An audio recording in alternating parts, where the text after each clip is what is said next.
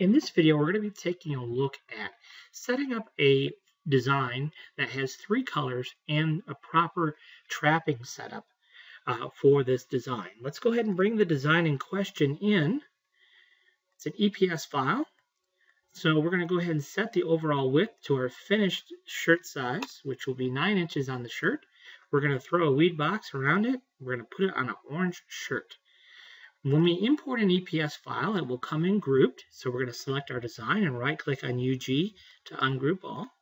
Let's go ahead and take our white part and make it magenta just so it's a little bit easier to see here in the video demonstration. Now, setting up trapping is actually quite simple if you have a situation where you have a color that is completely surrounded by another. So in this case, we have gray, which is completely surrounded by black. So setting up that trapping on the black is quite simple. Where this design is a bit more complicated, and you're going to run into a situation all the time, is where you have two colors that are touching, but only in certain areas. So you can see the magenta is touching the gray, but only partially. It's not completely surrounded by gray, and that will create us a problem. So we need to understand how to fix it, and you'll find that once you understand how to do it, it's so simple because the steps are the same no matter what graphic you're using. If you understand the basic principle, then you just repeat the steps no matter what design you're working with. So first thing we have to do is take a little bit closer look at the type of artwork we already have.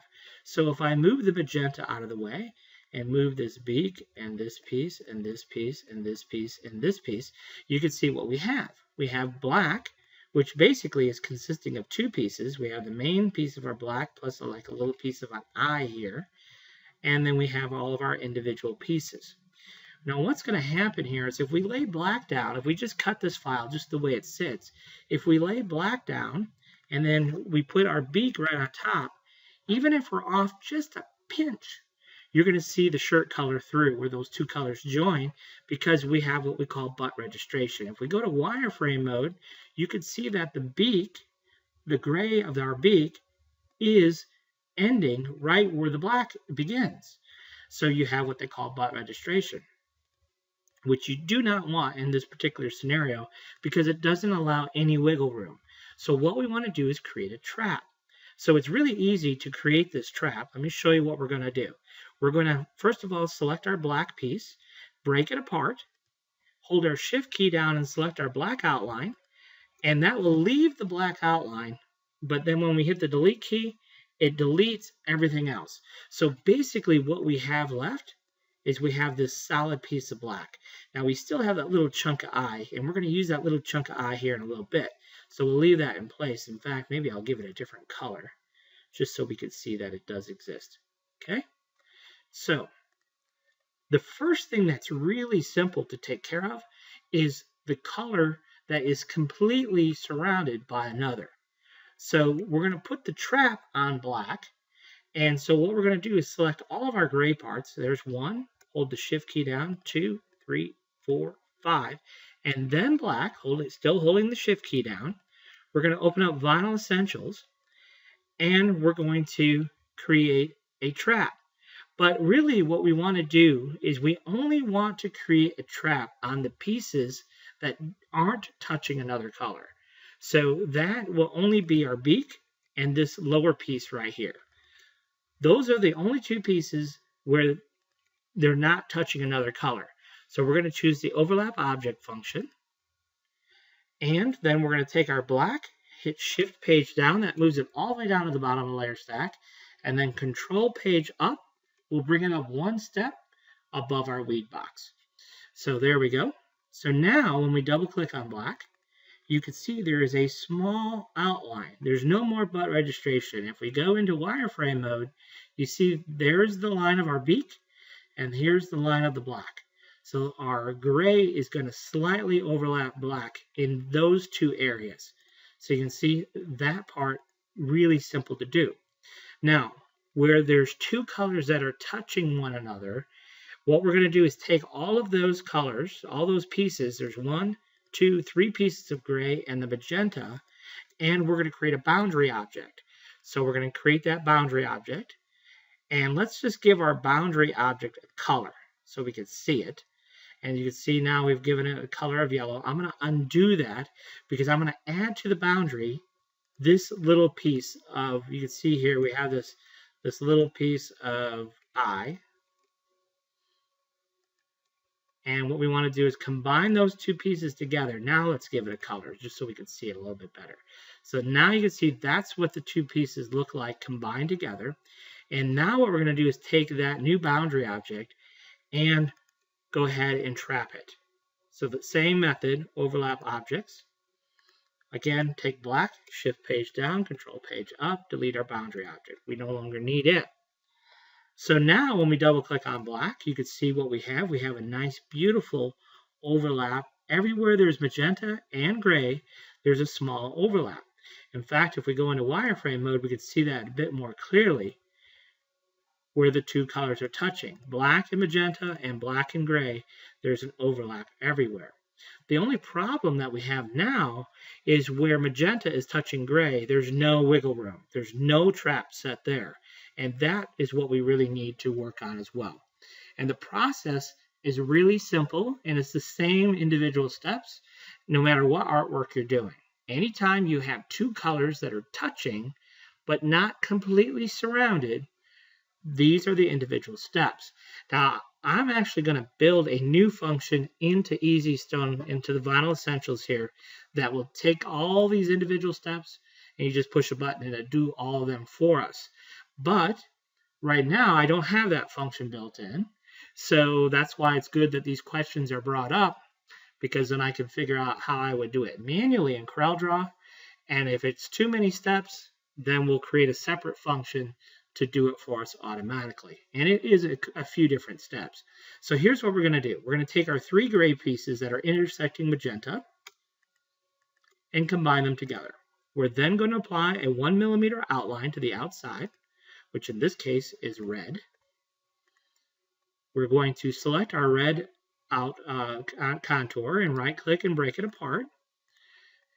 Then we're going to take our red and our magenta, shift and click on magenta, and where those two colors intersect, we need another shape. And so that's why you would use the intersect function here in CorelDRAW. That will generate a new shape that is the size of where those two colors are intersecting. So let's go ahead and take that new shape and make it yellow and shift page up. And now you can see wherever there's yellow, that means the magenta and gray are touching one another. We can delete our red. We no longer need it. So what we need to do now is we need to weld yellow to gray, because basically what we're doing is we're extending the gray by that much. So, and that's what's going to create the trap. So if we take yellow and gray and weld the two together, this is what you get. Now you can see here, it looks pretty good, except right up top here. And this will happen quite frequently in CorelDRAW because we have yellow and we have gray, and the two are touching one another. And when you weld the two together, sometimes you'll get unpredictable results if they share a boundary, which in this case they do. So to fix that, it's really simple. Just double click on our yellow, right? And what we're going to do is we're going to edit our yellow piece here. So you just move this, thicken that up a little bit so it's overlapping the gray where the problem was. So now we've overlapped our yellow and the gray where the problem was. And now if we weld the two back together again, now you can see we get the exact results that we had expected, although there are some straggling nodes there. We can clean those up. But otherwise, now that is properly welded together. So if we take magenta and push it to the top, shift page up, now you can see where the gray is. Let's double click on gray. See, gray is extended just that little bit so that magenta has a little bit of wiggle room sitting on top of the gray. So now you can see if I'm just going to take my nudge keys here, and if I nudge that a little bit, you can see even though I've nudged it quite a bit, everything is still covered because of the trap. And that's the beauty of the trap. So that's all there is to it. So you can see it's really quite simple to do. The key thing is when you have two colors that are touching, you select the touching colors, create a boundary object, and do your partial trapping on that using the boundary shape.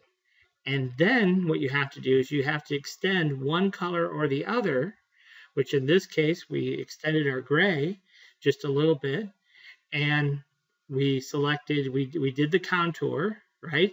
And then we took that contour shape and the shape that's sitting on top, intersected the two, took the new intersected shape and welded it to the original gray shapes to ultimately extend the shape as we needed.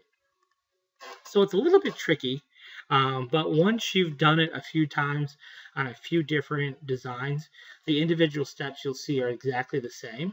And so once you've done it a few times, it'll all make a lot more sense to you.